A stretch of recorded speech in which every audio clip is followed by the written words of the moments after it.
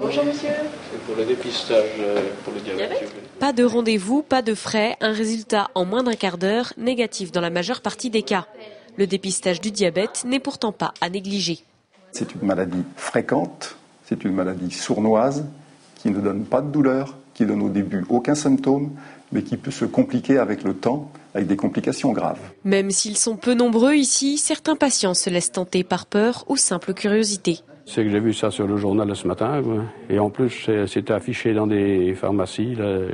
Donc ça m'a encouragé à venir. J'ai une addiction au sucre et bon, je prends du poids régulièrement et je me suis dit qu'un jour peut-être que ça risquerait de me provoquer un diabète et que ce serait peut-être bien de vérifier.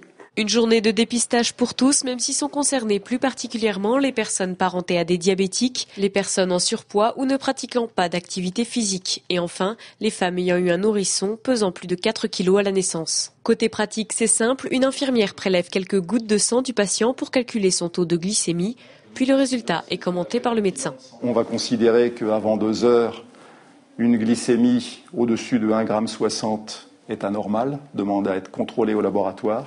Si on est au-delà de 2 heures par rapport au dernier repas, il faut plus d'1,20 g pour être en situation anormale qui mérite un contrôle. Et vous pratiquez une activité physique régulière ? Pas mal de vélo.